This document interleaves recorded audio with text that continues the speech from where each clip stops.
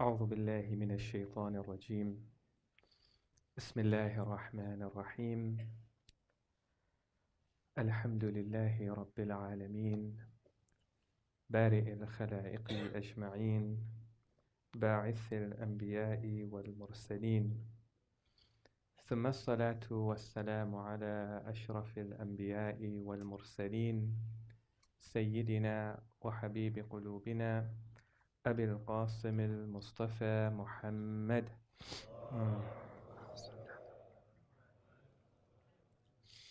وعلى أهل بيته الطيبين الطاهرين أما بعد السلام عليكم ورحمة الله وبركاته. Tonight, inshallah, we're going to be shifting our focus from building the individual to building the community. Because one of the things that we need to do to prepare for the coming of the 12th Imam is to build our communities. And I mentioned to you from the first night that the principal question with respect to the 12th Imam is the issue of the rising. And therefore you find that many of the companions would sometimes come to the Ahlul Bayt and they would ask them, when are you going to rise? And why aren't you rising? And I want to share with you a hadith where somebody came to the 5th Imam, Al-Imam Al-Baqir alayhi afdalu salati was salam.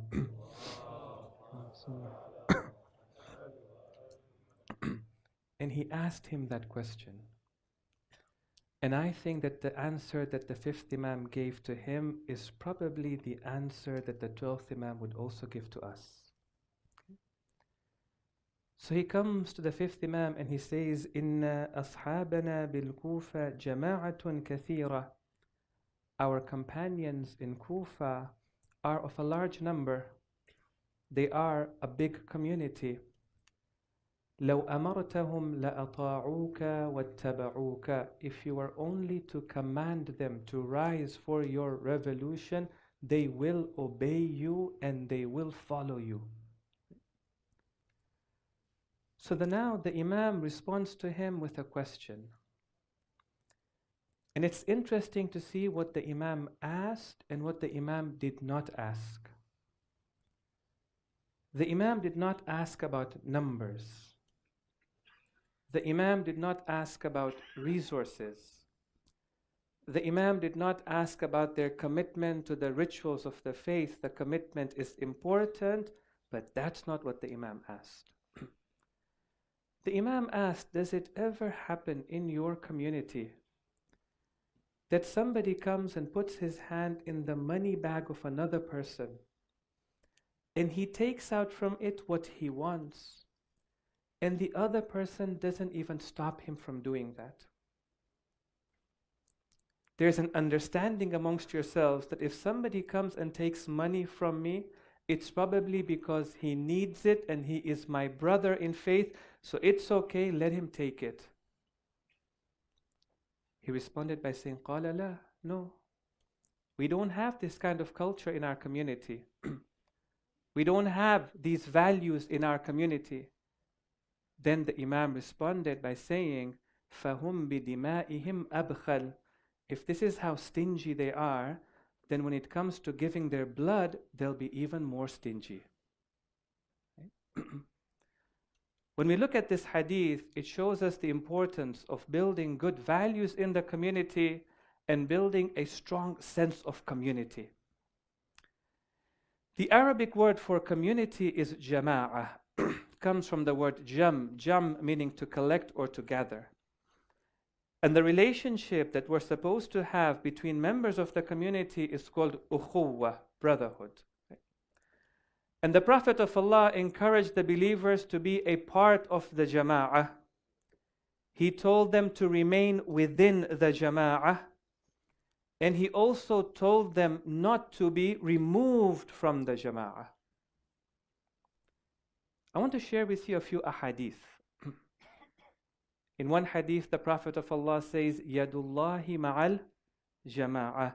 The hand of God is with the congregation. And there are two ways of interpreting this hadith. One way of interpreting this hadith is to say that the Prophet of Allah is saying that whenever a jama'ah makes a decision, Allah subhanahu wa ta'ala will affirm that decision.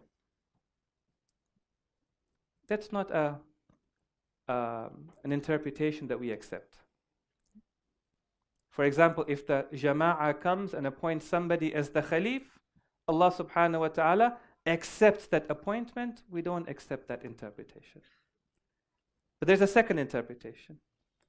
It means Allah subhanahu wa ta'ala will always help the congregation.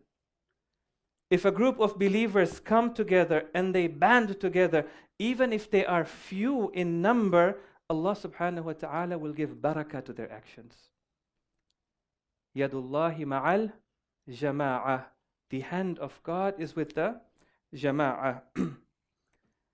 In another hadith, the Prophet of Allah, he says, Al-jama'a rahma wal-furqa adhabun. The congregation is a place that collects the rahmah of Allah subhanahu wa ta'ala, and separation causes the adhab of Allah subhanahu wa ta'ala, causes pain and suffering. Okay? What this hadith is saying that when you have a community and you are a part of a community, even if you have a little bit with you, you will have a sense of peace and tranquility. Some of you have gone to villages and towns where people don't have a lot. They have a little bit. But because they are in a community, whenever you look at their faces are very peaceful. They're very tranquil. And then sometimes we come to large societies where people have a lot with them. But because communities have broken down, you see their faces are always stressed out. It's very important for us to be within the jama'ah. Okay? You find that being in the jama'ah helps us in many of the struggles of our lives. When I was speaking to that expert on addiction that I spoke about a few nights ago, and I asked him, so what has caused the problem of addiction? He said addiction is a problem of post-industrialization. When communities started to break down, addictions started to go up. We're going to explain that in 2 nights' time, inshallah.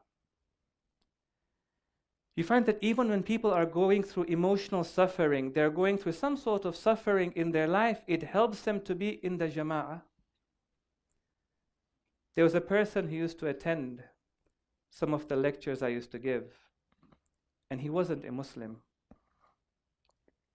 Sallu ala Muhammad wa ali Muhammad.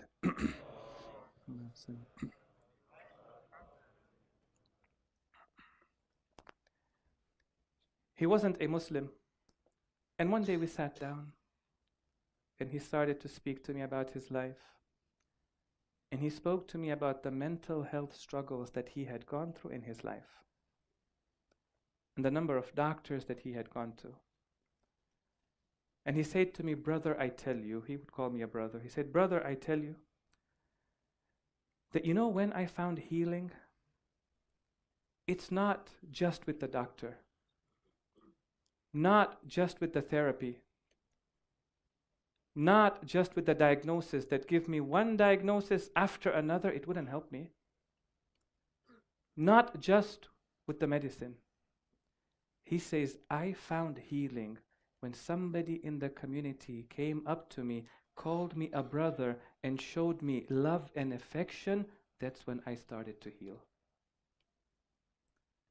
Can never underestimate the role of community within our lives. I just want to say over here that you're blessed to have something in your community called inspirational minds, right? That you have a program in your community, a service in your community, that if you're struggling with something, if you're struggling at old age, you're struggling with your emotions, you're struggling with mental health concerns, that you've got a number you can call, you've got an email that you can use, take advantage of it. That's one of the benefits of being in the community. There is absolutely no shame in Islam if somebody is suffering emotionally. There is no shame in Islam if somebody is going through a mental health concern. Right? There is no shame in Islam if somebody is going through any type of struggle in life. I tell you that there is no shame in Islam, even if somebody is going through a moral and ethical struggle, as long as he's looking for help. Right? If somebody comes up to you, in whatever moral or ethical struggle they're going through, but they come up to you and they say, I want help from you, you should always have a good opinion of them. Always think of them better after you've spoken to them than you thought of them before you spoke to them. Because that person took the courage to come and speak to you. Ask yourself, if I was in that person's position, would I have the courage to go up to somebody and say, this is the problem that I have? But as we say, there's no shame in Islam if somebody is going through a mental health concern in their lives. Islam has redefined terms for us. The Prophet of Allah, Hazrat Muhammad Mustafa sallallahu alayhi wa alih,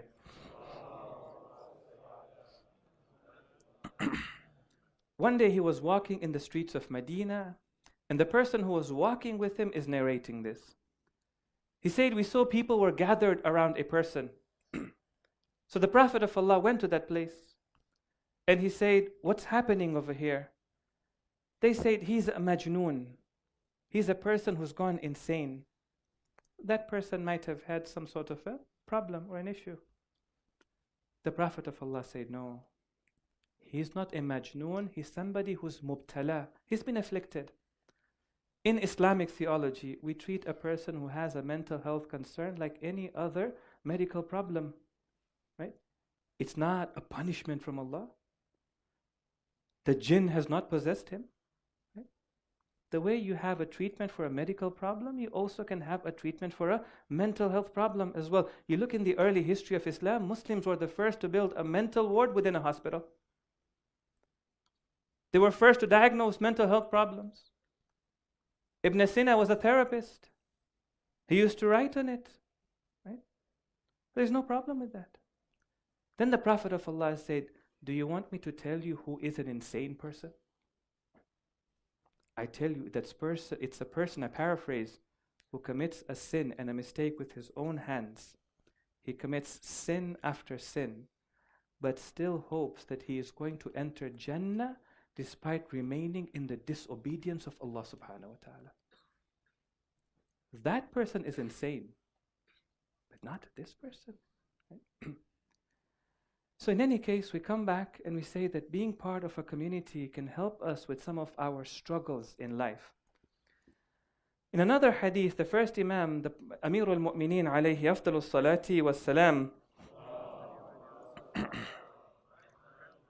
he says, فَإِنَّ يَدَ اللَّهِ مَعَ الْجَمَاعَةِ. This hadith is found in Nahj al-Balagha. It's a sermon that he gave, and he says that surely the hand of God is with the congregation.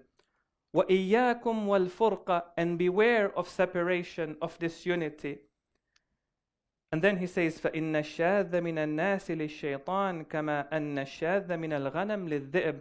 Because surely the one who separates himself from the congregation is targeted by shaitan in the same way that a sheep that separates itself from the flock is targeted by a wolf. The community is a force of moderation in our lives. The community can be a source of the protection of our faith in our lives. The community can help us to protect our ethics. The community can also help us to moderate our tendencies.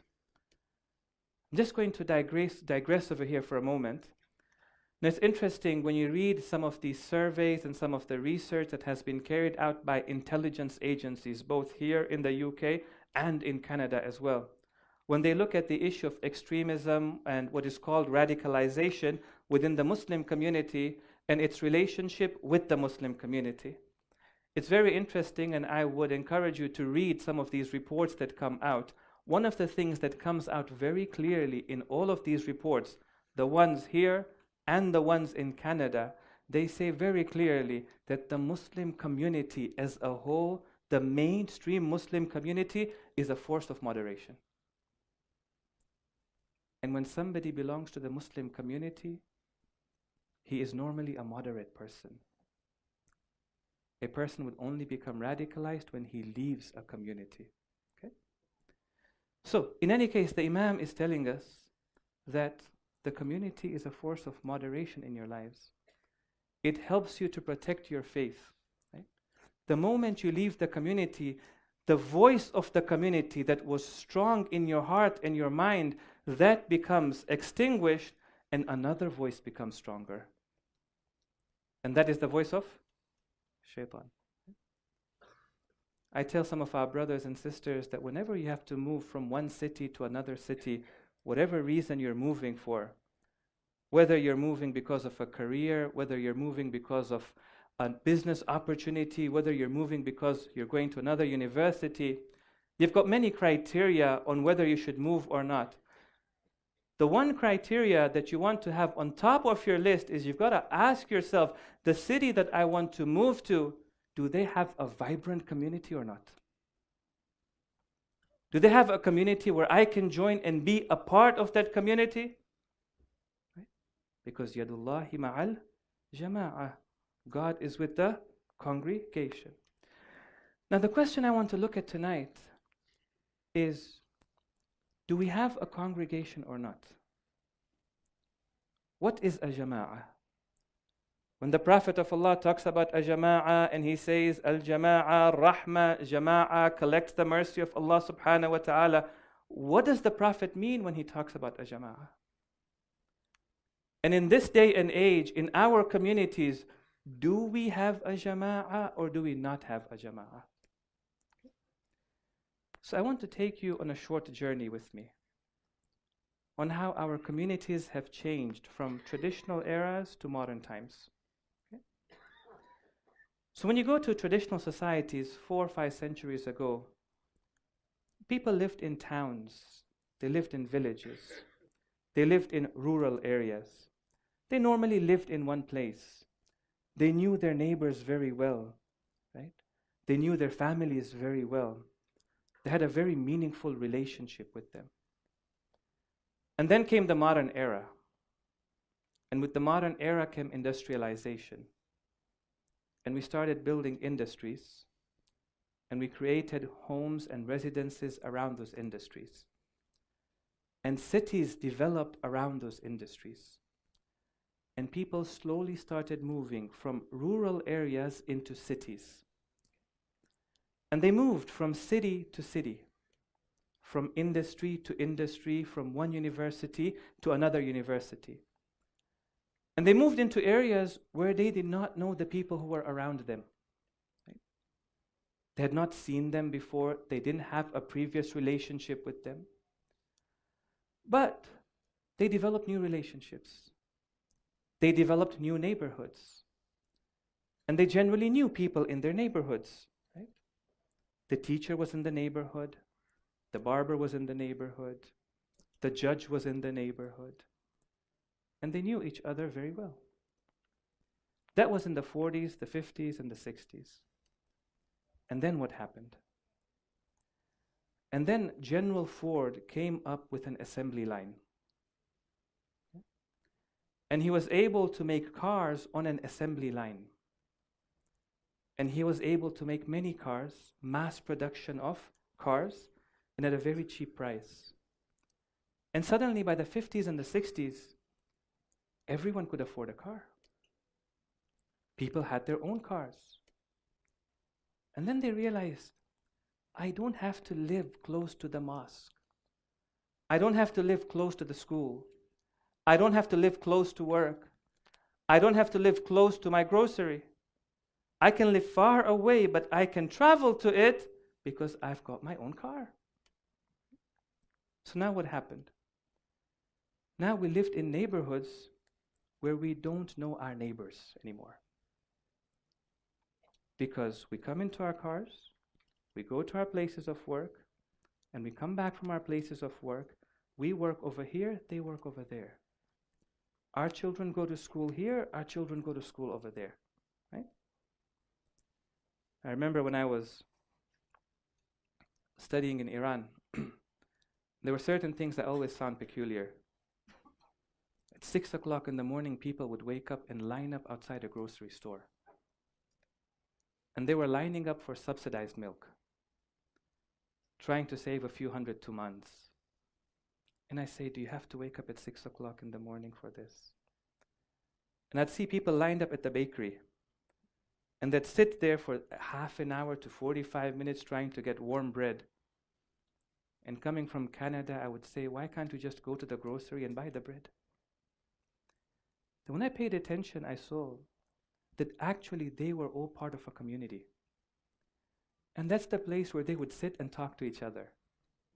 And they would share their problems with each other. They would tell news to each other.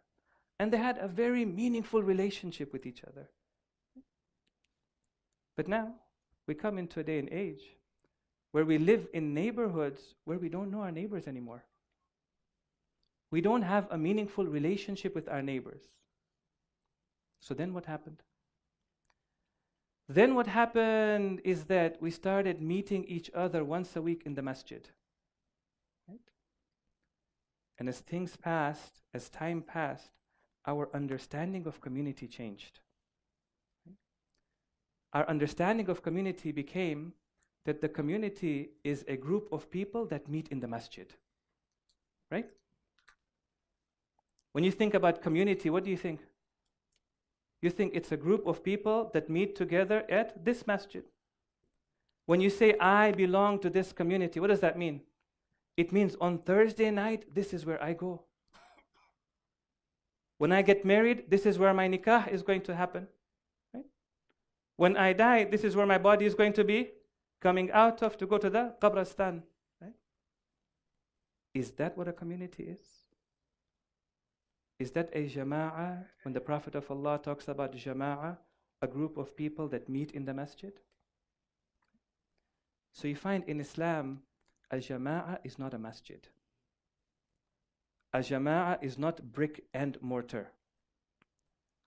A jama'ah is also not a group of people that meet in the masjid. Yeah, they pray Salatul Jama'ah over there, but it doesn't mean they have a jama'ah. Right?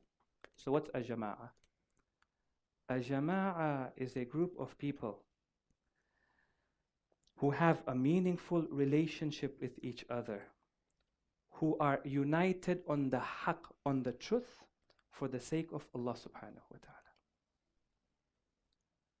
Jama'ah is the relationship that we have with each other, not the relationship we have with the mosque. The mosque is where we come to meet each other. But the jama'ah is my relationship to you and your relationship to me. When I have a sense of duty and responsibility towards you and I take it seriously, that is brotherhood. Right? Let me tell you how the Quran talks about it. أَرَأَيْتَ الَّذِي يُكَذِّبُ بِالدِّينِ. Do you not see that person who rejects and belies the deen? Deen here refers to the day of judgment. مَالِكِ يَوْمِ Deen, right? فَذَلِكَ الَّذِي يَدُعُّ الْيَتِيمِ. That's the person who also turns away the orphan. Then Allah continues. At some point He says, فَوَيْلٌ لِلْمُصَلِّينَ. Then woe be upon those who pray. Woe be upon those who pray. What have they done wrong? الَّذِينَ هُمْ عَنْ صَلَاتِهِمْ سَاهُونَ. They are forgetful in their prayer. They don't pray it on time, they pray it later. When they pray, they're not paying attention, they're not conscious of Allah subhanahu wa ta'ala in the prayer. الَّذِينَ هُمْ يُرَاءُونَ. They also show off to each other. وَيَمْنَعُونَ الْمَاعُونَ. And they also prevent the ma'un from each other. What is ma'un? Ma'un, they say, is al-ashya al-basita. Right? They're simple things that normally people would loan to each other. You know, back in the olden days, people would give pots and pans to each other. You go and knock at somebody's door and say, I don't have eggs today, can you give me some eggs? Right? That's ma'un. The Quran says, how useless are they to each other, that they can't even give pots and pans to each other. How can they call themselves a community? There used to be a time when you could go and knock at somebody's door and they'd open it for you. And they'd welcome you into their house. And they'd sit down with you, and that was the norm. Correct? In fact, there used to be a time when somebody left one city and went to another city. They could go in the evening, knock at a home, and say, I have come today to this city, and I need a place to go and sleep. I need a place to rest. Can I stay at your home? And the person was okay with it. Right? Today, if you want to go to somebody's home, you've got to call. And before you call, you've got a text that I'm going to call you. Is that a jama'ah that the Prophet of Allah is talking about? Let's say we're 1,000 people, we all meet in the masjid, but we can't even go and knock at each other's doors. Do we have a community? Let me share with you a hadith that sounds very similar to the first hadith that we quoted tonight, where somebody comes to the fifth Imam and he says, for example, that we are ready to help you. So the Imam asks him the same question. He asks him that, is it okay for somebody to go and put his hand in the money bag of his friend and take out from it whatever he wishes? And the man says, no, we don't have this type of a culture within our community. The Imam says, then you don't have anything. Then he says, if that's the case, then we're doomed. When the Imam hears that, the Imam says to this person, in this particular hadith, the Imam says, إِنَّ الْقَوْمَ لَمْ يُعْطَوْا أَحْلَامَهُمْ بَعْدُ. This community has still not reached its maturity. This is not a mature community. It's not a mature congregation. This community is not going to be one that's going to help our cause. You still have to grow. Okay? Now, what we want to say tonight is that we are working, insha'Allah, towards building communities. But we don't claim that we have a jama'ah within ourselves. In fact, if you ask me, we don't have a single jama'ah in any of the major cities in the West as defined by the Prophet of Allah. But insha'Allah, we're working together towards building a jama'ah. And the best example that we have for building a jama'ah is the example of the Holy Prophet when the Prophet of Allah migrated from the city of Mecca to the city of Medina. And he established the first Muslim community over there. And the Prophet of Allah instituted certain things over there. One of the things the Prophet of Allah instituted was the importance of brotherhood and ukhuwah. And we're going to talk about that tomorrow night. The second thing the Prophet of Allah instituted there was a supportive community. Amr bil ma'ruf wa nahi anil munkar. Supportive community. We're going to talk about that the night after. But tonight what I want to do is I just want to paint some very broad paintbrushes, very broad strokes on how to develop a community. And what do we need to do today to be able to develop a jama'ah that when the Prophet of Allah says, al-jama'a rahma, that is the jama'ah that he's talking about. So 3 points for tonight. Firstly, we don't build communities.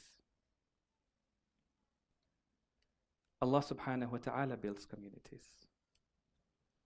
We facilitate the process. We put the mechanisms in place. We show our effort and our struggle. We show our desire for a community, but the one who creates a community is Allah subhanahu wa ta'ala. We've seen over the last few nights that any goodness that we see within ourselves or any goodness that we see within our community is nothing but a manifestation of the goodness of Allah subhanahu wa ta'ala. And that's important for us to keep in mind. It's important for us to keep in mind because on one hand, we're never going to be dejected, regardless of all the challenges that we have to face in building community. We'll keep struggling because we know Allah subhanahu wa ta'ala can make it happen. On the other hand, we're never going to be arrogant and say we've got the resources and we've got the know-how to be able to build a community, because we know if the rahmah of Allah does not envelop us, we're not building communities.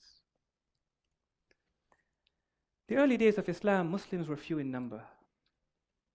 Especially around the time of the Battle of Badr, their numbers could be sensed. 313 going up against 1,000, right? And one of the surahs that was revealed at that time is Surah Al-Anfal. It's a very beautiful surah of the Quran. If you want a policy on how to overcome Islamophobia today, Surah Al-Anfal is the surah that has the principles for it. Okay? How we've got to be strong as a community. Okay? You know, digressing for a moment before we come to this surah, we talk about the importance of being a part of the Jama'ah. Right? But you find that we also face challenges in being a part of the Jama'ah. There's struggles. It's fine to talk about these ahadith that tell us to be within the Jama'ah. Do not separate yourself from the Jama'ah. The Prophet of Allah says, whoever separates himself from the Jama'ah biqadri shibrin, even to the extent of a handspan, he has removed the rope of the Iman from his neck. We also have to look at what are the challenges that we face. Right? You find that sometimes coming in the community can also be very stressful. No?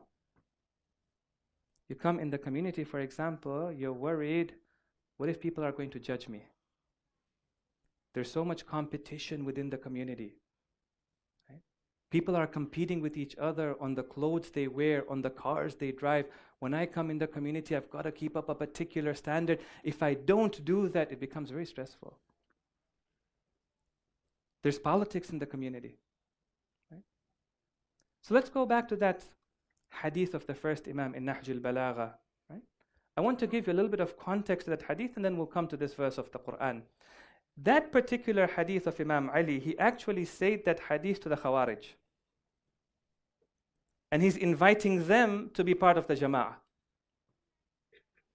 And he says to them, the people of the Khawarij, he says, what is wrong with you? You have a problem with me. You have a problem with what I have said. Why are you killing the people within the community?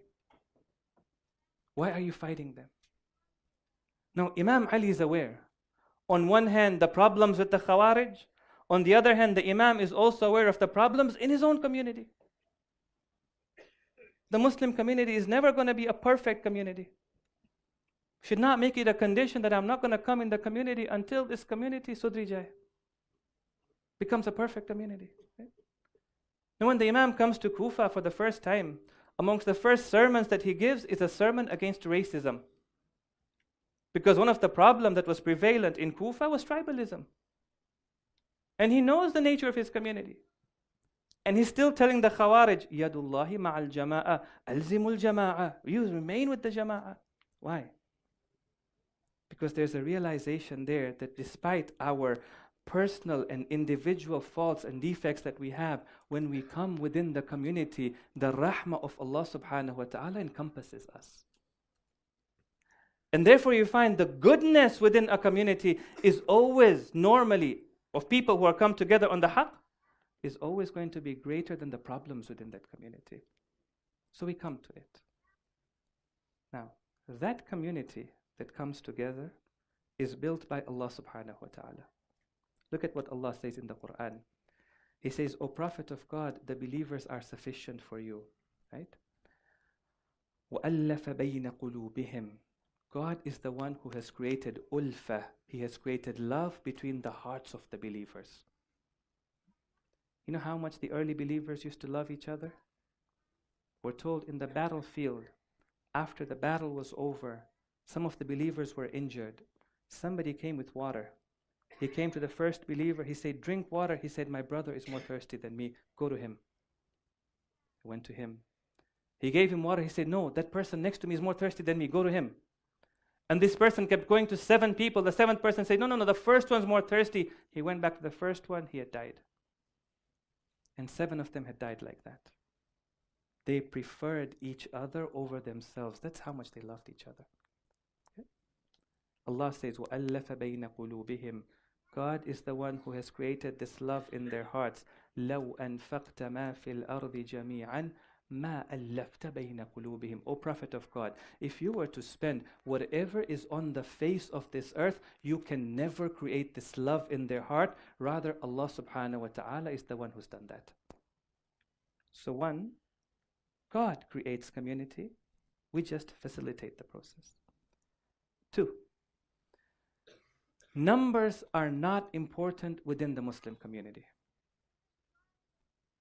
The strength of a Muslim community is never by the numbers in the community. The strength of a Muslim community is by the strength of their relationship and by the strength of their iman. The strength of a Muslim community is by the strength of their commitment to the truth, even if they are few in number. وَقَدْ سُئِلَ, the Prophet of Allah was asked, مَا جَمَاعَةُ قَوْمِكَ, what is a community within your nation? He answered, مَنْ كَانُوا عَلَى الْحَقِّ وَإِنْ كَانُوا عَشَرَةً, those people who are committed together towards the truth, even if they are 10 in number. That's a community. Numbers are not important. The strength of our relationship is more important. The strength of our commitment to the truth is more important. One of the questions that every community is asking today is, what can we do to increase the number of people that come on Thursday night to the masjid? Correct? If on Thursday night you come to the masjid and there's 200 people, I don't know, 400 people, you say, MashaAllah, the community or the committee is doing a good job. And if we come into the community and we see on a Thursday night there's 50 people, you say, that's a very weak community. What's the committee doing? Right? Numbers have a particular allure to us. They have an aesthetic allure to us. We come in the masjid, want to see it fill. My question is this. Those who are not coming, they are not coming. What are we doing for those who are coming in the community? What are we doing for those who are coming in the community? Are we focused on building their iman? Or are we focused on running programs? Are we focused on bringing their hearts together? Or are we focused in fulfilling our rituals? The month of Muharram has come, we have to fulfill our rituals. One of the things I like to notice in a community, whenever I go to any community, is what happens at Fatiha time. When people sit down and they're socializing amongst themselves, what happens at that time? And what happens when somebody new comes into the majlis? And 9 times out of 10 you will notice when somebody new comes into the majlis in Fatiha time, he's sitting alone. He'll have his chai alone, he'll eat his Fatiha alone, and he'll stand up and walk out, and nobody would say, you're new in the community, come and join our gathering. Now my question to you is, if that's the situation in our community, do we have a jama'ah? Look at the status of reverts within the community. How deeply are we connected to them? When a revert first comes in the community, we say, MashaAllah, brother, it's the best decision you have made. We're so proud that this person has become a Muslim, right? And we congratulate him, we shake hands with him, we talk to him. But the moment he leaves the masjid, how many of us pick up the phone a week later or a month later and say, brother, do you need a ride to the masjid? Maybe your family does not want to have a relationship with you because you have chosen to become a Muslim. How about you come and join our family gatherings? Our family barbecue. Does that happen?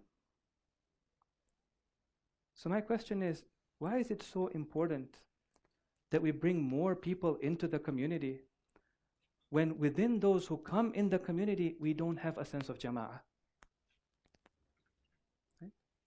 The Prophet of Allah says, or the Ahlul Bayt alayhim as-salam, Sallu ala Muhammad wa ali Muhammad. Sallu ala Muhammad wa ali Muhammad. He says, Jama'atu ummati ahl al-haq wa in qallu. The community of my nation are people who are on the truth, even if they are few in number. Inna qalil al-mu'minin aw min al-mu'minin lakathir. Surely a few of the believers are many. Right? So, the second point that we made tonight is that when we're building community, numbers are not important. The strength of our relationship to each other and the strength of our relationship to God, that's more important. Number 3, Everybody in the community is important. Every individual who comes into the community is important. The Prophet of Allah built a very diverse community. And anybody who came and joined him, the Prophet of Allah gave a lot of importance to him. Sometimes when we have a group of few people, we look at them and sometimes we say, we're still waiting for the important people to come. For the Prophet of God, whoever was there was important. Young or old. On one hand, you see the Prophet of Allah put so much hope in the young people.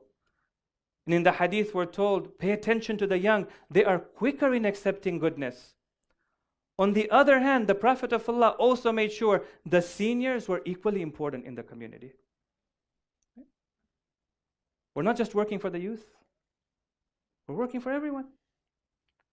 There's a beautiful hadith, الشيخ في أهلي كالنبي في أمته. A sheikh. Sheikh in the Arabic language means a senior person. A senior person in his family, in his people, is like a nabi in his nation. Meaning what? Not that he has the position of a nabi, but he plays something similar to the role of a nabi. He counsels his community, he guides them, he gives hope to them, he gives consolation to them. Right? Men were important, women were important as well. You look at the first two shuhada of Islam, a senior man and a senior woman. Yasir and Sumayya. The rich are important, the poor are important. In the early days of Islam, the Prophet of Allah was surrounded by poor people. The rich people came to him and they said, Muhammad, we can make a deal with you. They say to him that as long as you push out the poor people, we will come and join you. The Prophet said, no. They said, okay, how about this? You have two gatherings. One gathering for the rich and one gathering for the poor. And the verse of the Quran came down immediately. وَلَا تَطْرُدِ الَّذِينَ يَدْعُونَ رَبَّهُمْ بِالْغَدَاةِ وَالْعَشِيِّ. O Prophet, never desert those who call out to Allah subhanahu wa ta'ala day and night. They're important. The able were important, the disabled were also important. Somebody said, I can't come to the mosque. The Prophet said, make a rope to the masjid. Somebody frowned upon a blind person. The Prophet of Allah said, the verse of the Quran came down for that person. عَبَسَ وَتَوَلَّى أَنْ جَاءَهُ الْأَعْمَى. One of the muazzins of the Prophet of Allah, along with Bilal, was a blind person. Right? What am I trying to say over here? I'm trying to say everybody who comes in the jama'ah is important. In the jama'ah, there is no aprawara ni ulkanawara. Our people and their people. Anybody who enters the jama'ah is aprawaro, is our people. As long as he's committed to the haqq, as long as he's got the sense of duty and responsibility, doesn't matter which ethnicity he comes from. Doesn't matter what background he comes from. He is apruwaro. Sallu ala Muhammad wa ali Muhammad. Sallu ala Muhammad wa ali Muhammad. Inshallah, we'll continue with our conversation on community building tomorrow night. Tonight, let's go to the place where everyone was important to Aba Abdillah. Everyone was a part of the community. There were very old people and they're very young people. And tonight we want to remember one of the young warriors of Karbala. Let us take our hearts to Karbala and call out to Aba Abdillah al-Hussein.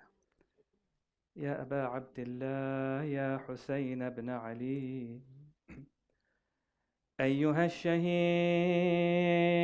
يا ابن رسول الله يا حجة الله على خلقه يا سيدنا ومولانا إنا توجهنا واستشفعنا وتوسلنا بك إلى الله وقدمناك بين يدي حاجاتنا يا وجيها عند الله اشفع لنا يا وجيها عند الله اشفع.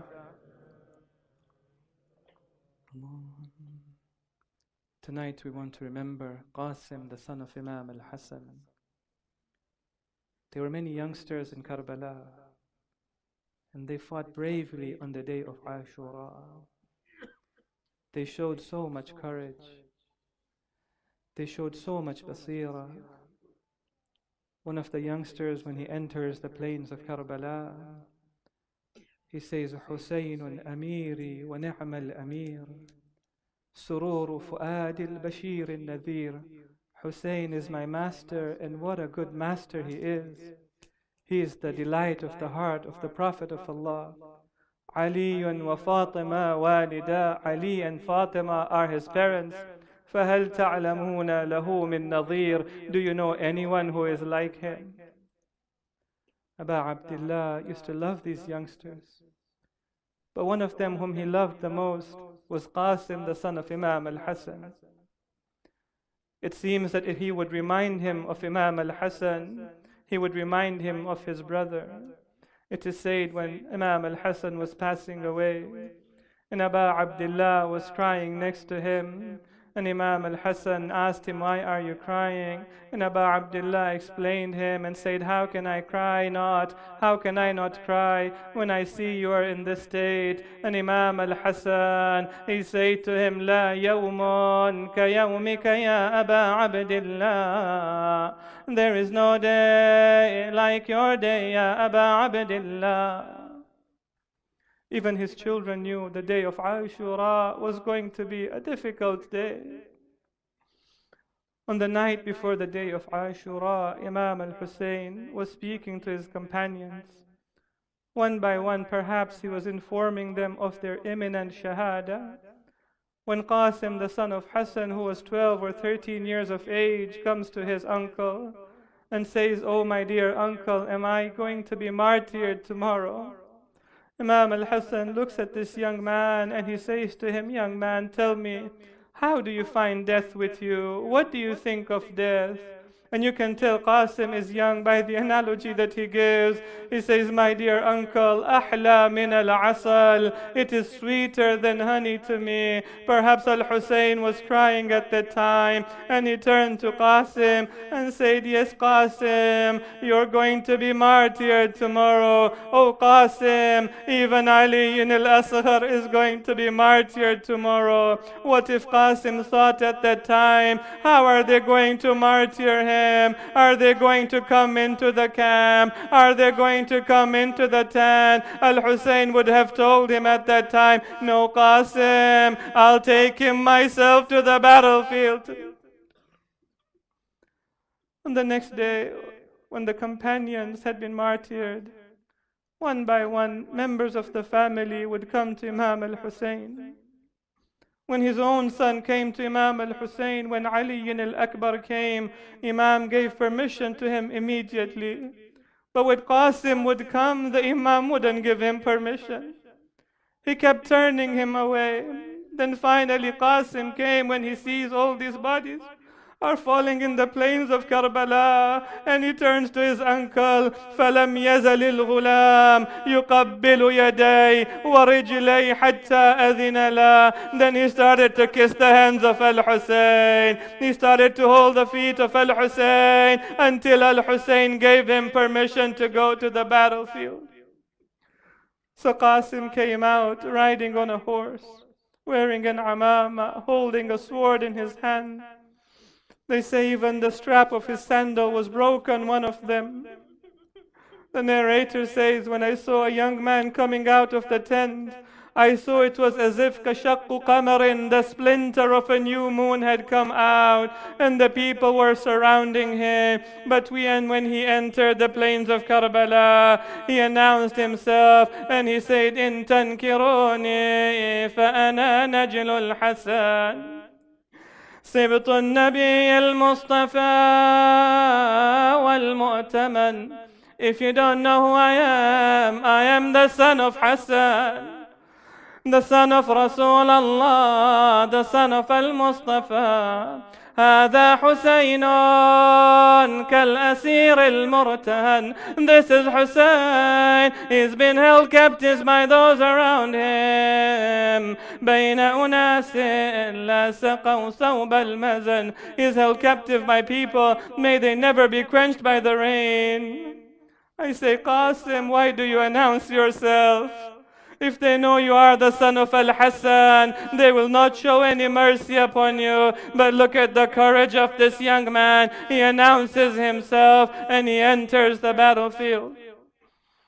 One of the enemies by the name of Amr ibn Sa'ad al-Azadi, he says, I'll make his mother mourn upon him. I will bring misery upon him. The person next to him says, don't you see this bright young man? Why would you want to do this to him? Let the people do what they want to do. You don't get involved in it. But he said, no, I am the one who will bring him to the plains of Karbala. And when Qasim was fighting, he came from behind and he brought his sword down on Al-Qasim. And Qasim falls to the plains of Karbala. When this young man falls, he calls out to his uncle and he says, Ya Amma, ajrikni, my dear uncle,